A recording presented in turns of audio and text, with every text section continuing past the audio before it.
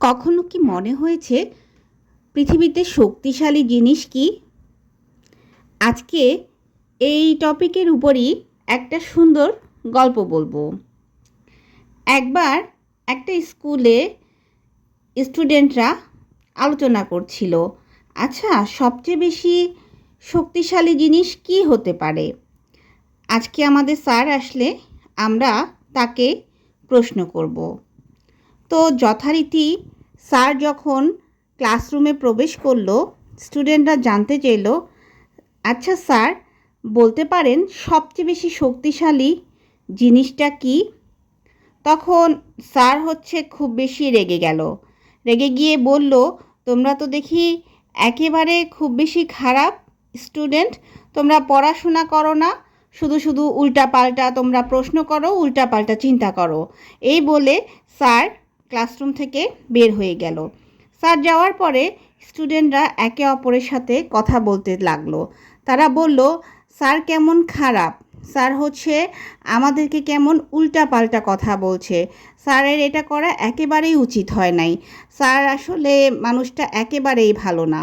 তো কিছুক্ষণ পরে স্যার আবার ক্লাসরুমে প্রবেশ করলো, করে বলল, আমি অনেকক্ষণ চিন্তা করে দেখলাম যে তোমরা আসলে খারাপ না, তোমরা আসলে খুব বেশি ভালো মানুষ। কারণ তোমরা যখন ফ্রি থাকো, তোমরা উল্টাপাল্টা চিন্তা না করে তোমরা ভালো জিনিস চিন্তা করো, তোমাদেরকে আসলে প্রশংসা করা উচিত। এটা বলে স্যার আবার বের হয়ে গেল। এরপরে স্টুডেন্টরা আবার নিজেদের মধ্যে আলোচনা করলো। তারা বলল, আমাদের স্যার আসলে এত বেশিও খারাপ না। স্যারের ভালো দিকগুলো তারা তখন ডিসকাস করতে লাগলো। তারা বলতে লাগলো, আমাদের স্যার আসলে ভালো মানুষ। তো কিছুক্ষণ পরে স্যার কী করলো, আবার ক্লাসরুমে প্রবেশ করলো। ক্লাসরুমে প্রবেশ করার পরে স্যার বলল, তোমাদের কি মনে হলো আজকে আমার আচরণটা একটু অন্যরকম ছিল? এবার বুঝো তোমরা যে তোমাদের প্রশ্নের উত্তর কিন্তু আমার এই আচরণের মধ্যেই আছে।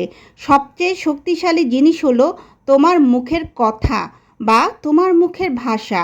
তুমি একবার ধরো যাকে কিছু বলবা, তুমি কিন্তু সেটা কখনোই ফিরিয়ে নিতে পারবা না। তোমার একটি কথার মাধ্যমেই তুমি কিন্তু একজন মানুষকে খারাপ বলতে পারো, তাকে কান্না করাতে পারো, তাকে অনেক খারাপ করতে পারো। আবার তোমার একটা ভালো কথা বা তোমার একটা সুন্দর কথা কিন্তু ওষুধের মতন কাজ করতে পারে। তোমার একটা ভালো ব্যবহার একটা মানুষকে মুখে হাসি ফোটাতে পারে, সে তোমাকে অনেক বেশি ভালোবাসতে পারে, সে একটি নতুন করে বাঁচতে পারে। তাই সবচেয়ে শক্তিশালী হলো মানুষের মুখের ভাষা বা মানুষের মুখের কথা।